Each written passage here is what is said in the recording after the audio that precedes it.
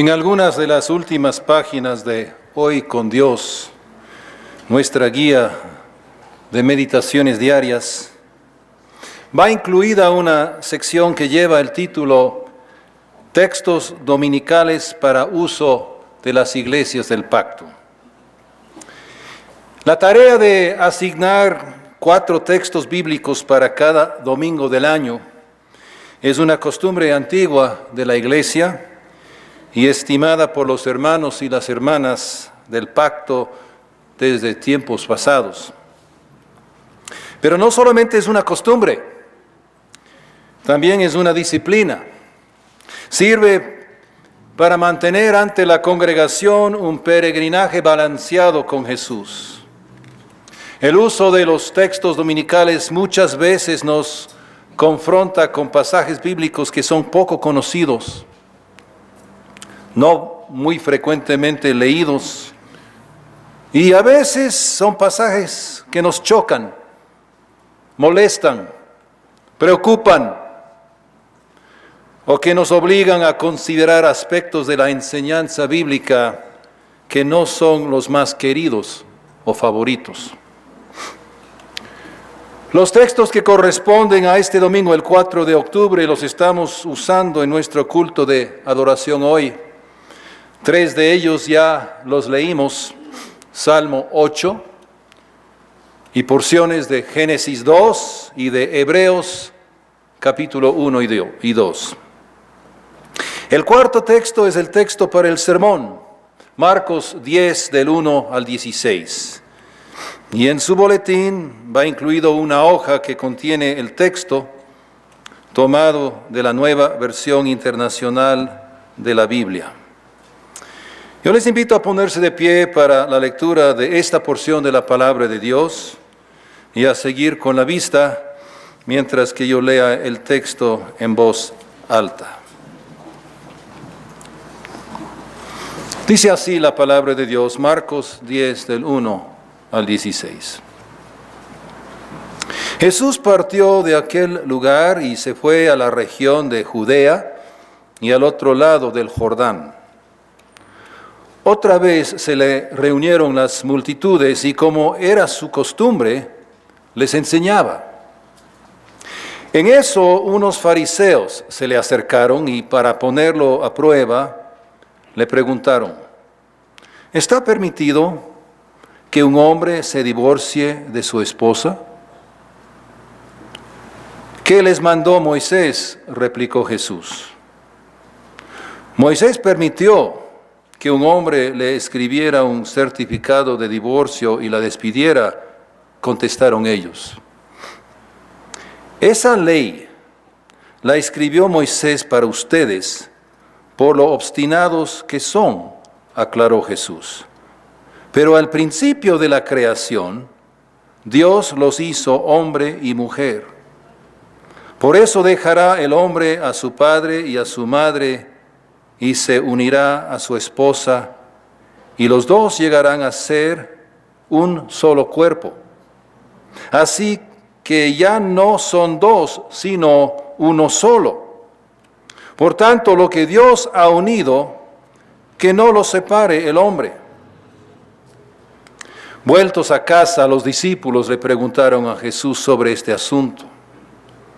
El que se divorcia de su esposa y se casa con otra, comete adulterio contra la primera, respondió. Y si la mujer se divorcia de su esposo y se casa con otro, comete adulterio. Empezaron a llevarle niños a Jesús para que los tocara, pero los discípulos reprendían a quienes los llevaban. Cuando Jesús se dio cuenta, se indignó y les dijo, dejen que los niños vengan a mí y no se lo impidan, porque el reino de Dios es de quienes son como ellos.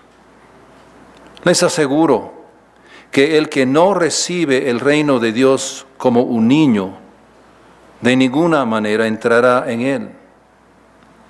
Y después de abrazarlos, los bendecía, poniendo las manos sobre ellos. Hasta aquí la lectura de la palabra de Dios.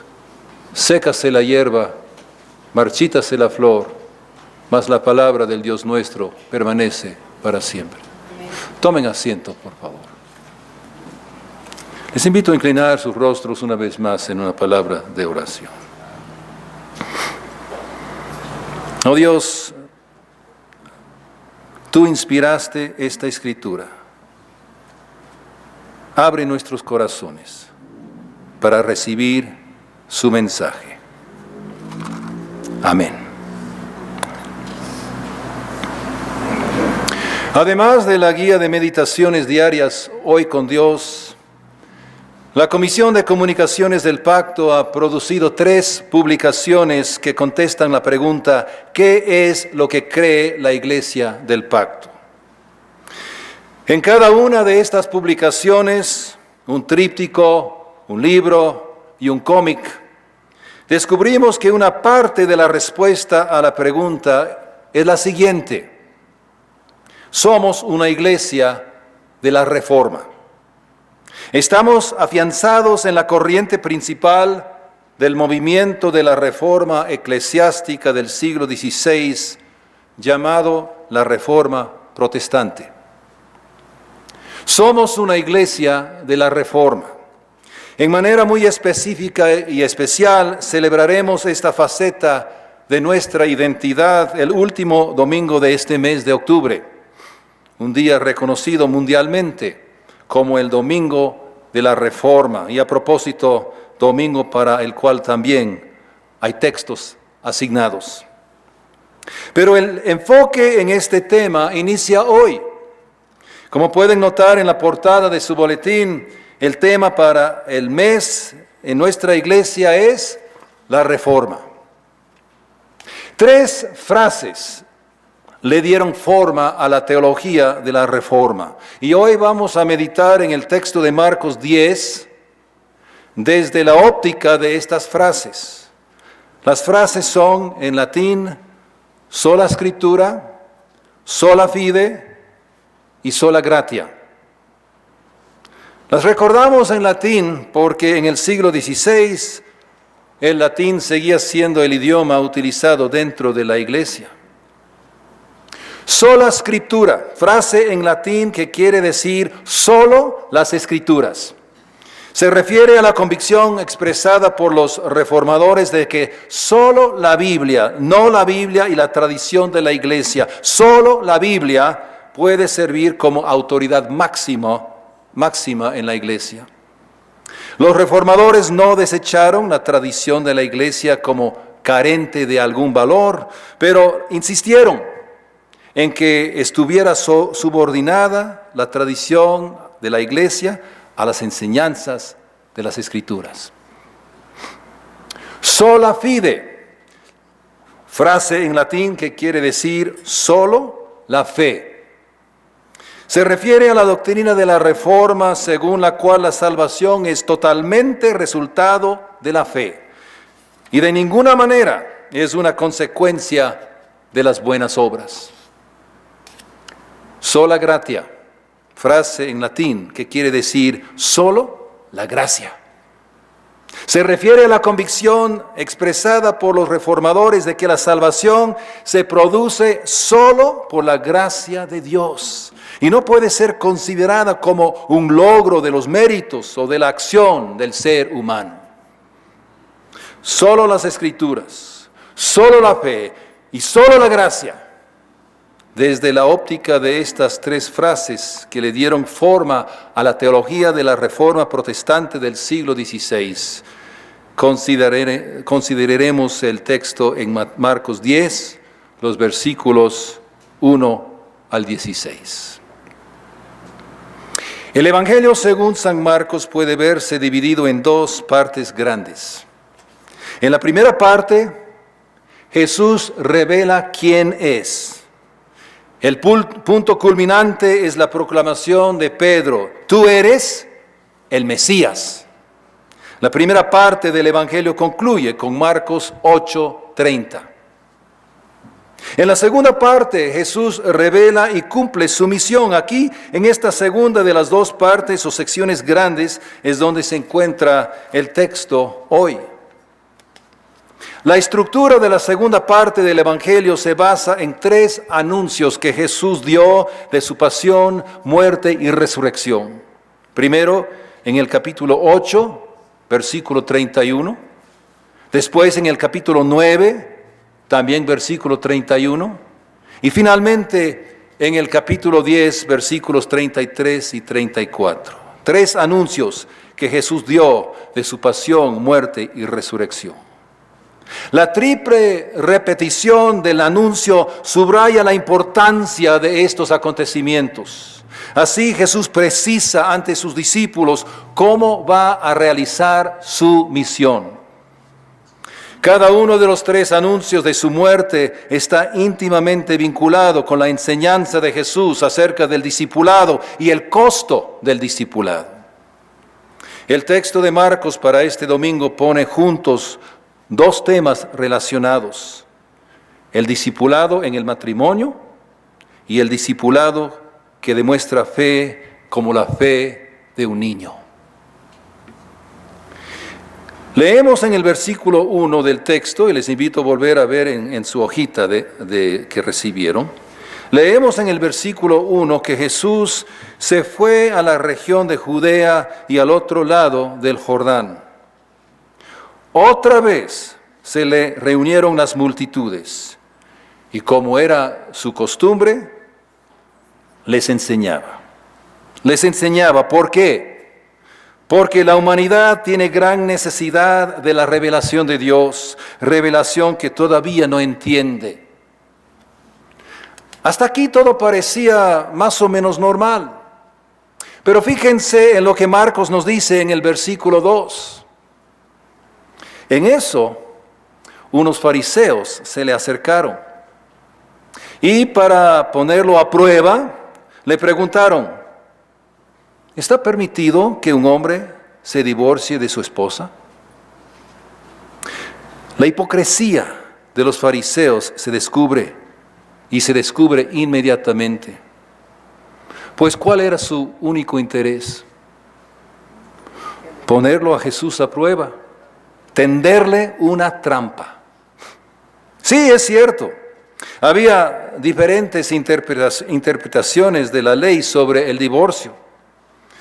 La pregunta de los fariseos gira en torno a la división que había entre los rabinos judíos respecto a la ley de Deuteronomio 24:1, el pasaje clásico.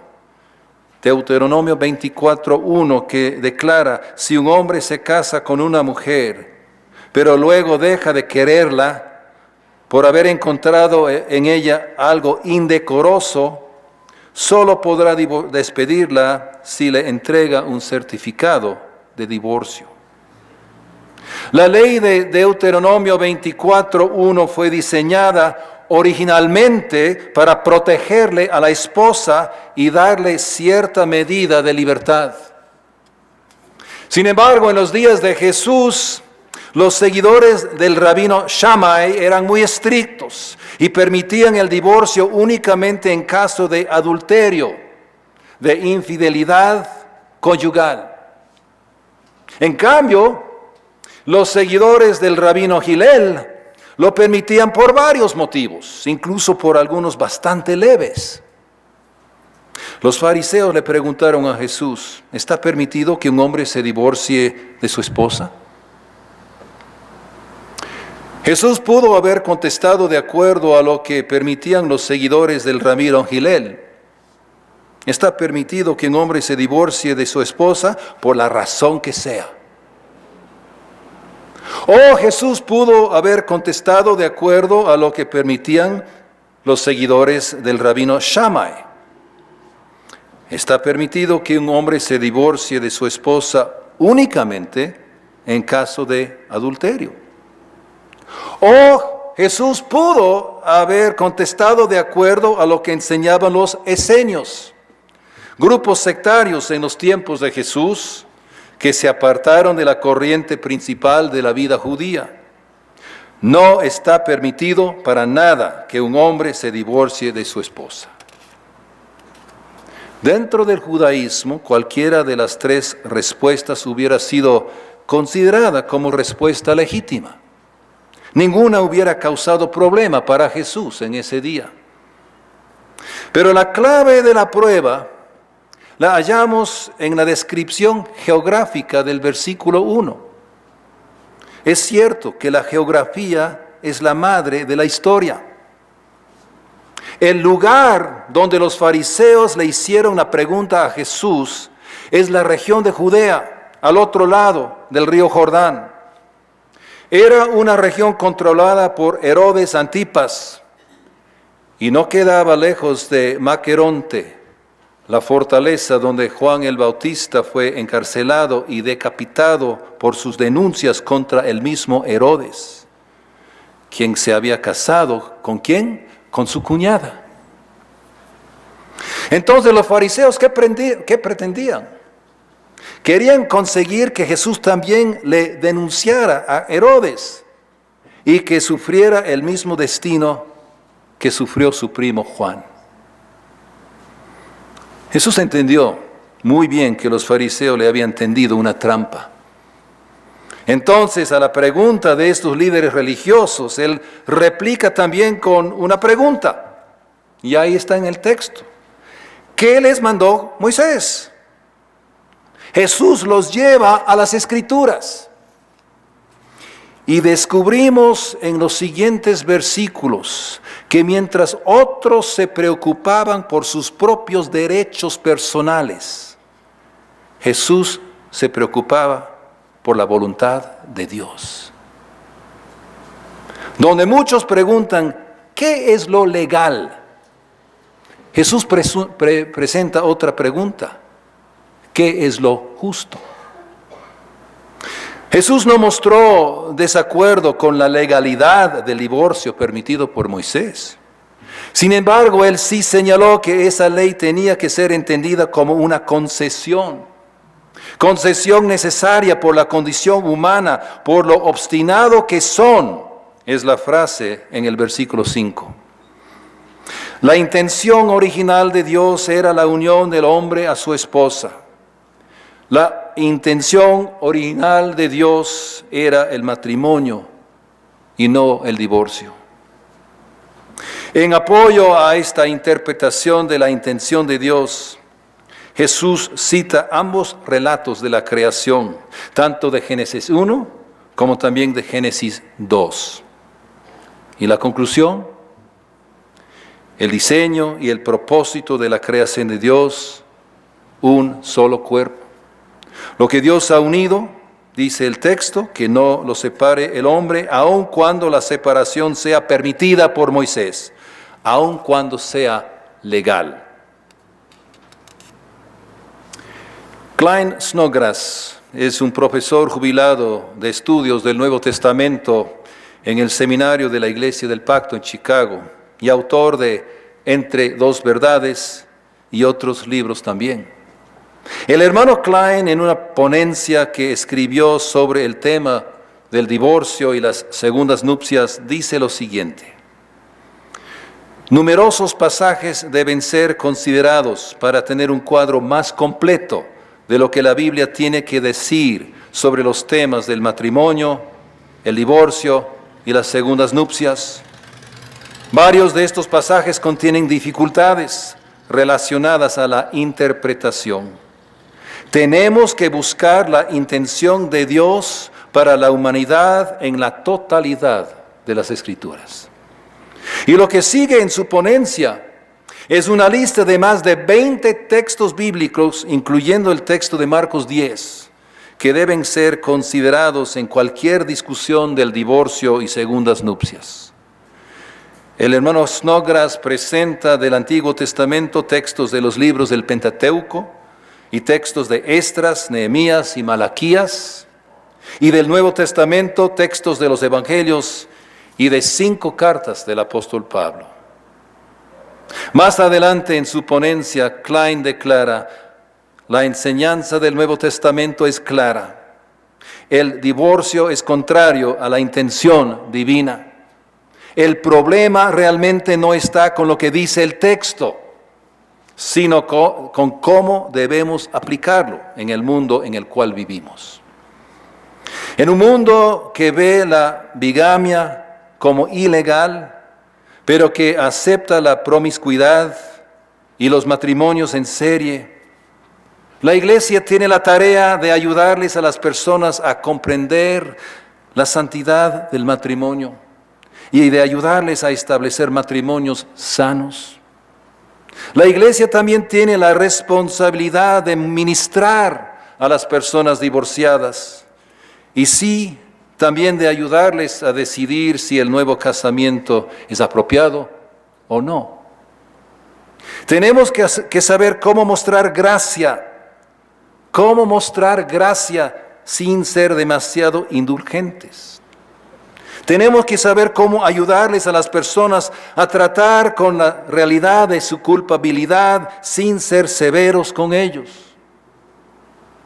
Nuestra tarea como cristianos y como iglesia es la tarea de ayudarles a las personas a hablar y a vivir la verdad con amor.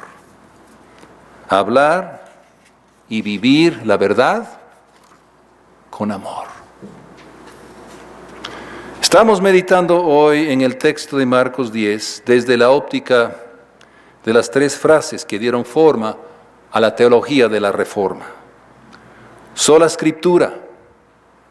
Solo las Escrituras pueden servir como autoridad máxima en la iglesia, en nuestra iglesia. Sola fide, solo la fe. La salvación de ninguna manera es una consecuencia de las buenas obras. Sola gratia, solo la gracia. La salvación no puede ser considerada como un logro nuestro. A la luz de estas 3 frases, consideremos los últimos versículos del texto, donde Jesús bendice a los niños. El matrimonio cristiano es una expresión del discipulado y la fe, como la fe de un niño o de una niña, también es una expresión del discipulado cristiano.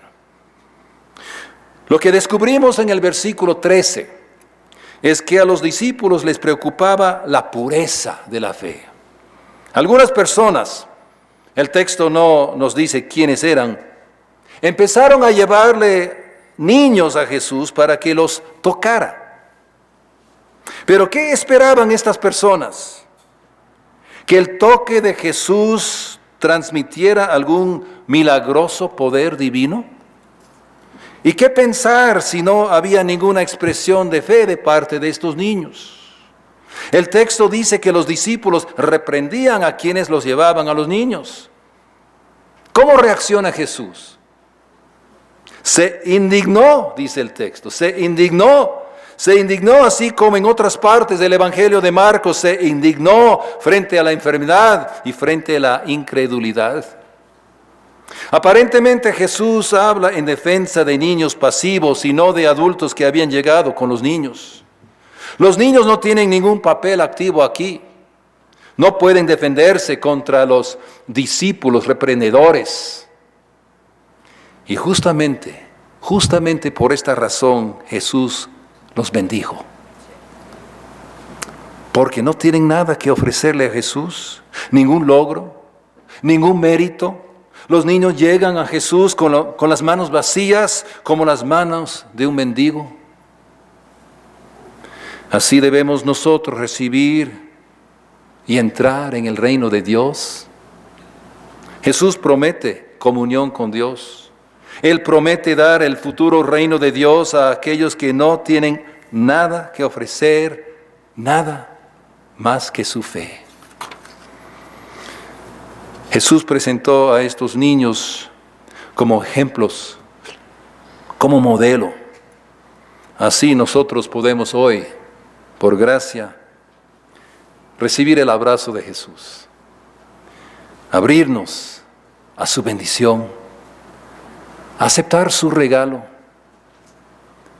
y responder alegremente al dador de toda buena dádiva y todo don perfecto. Solo las Escrituras, solo la fe, solo la gracia. Amén.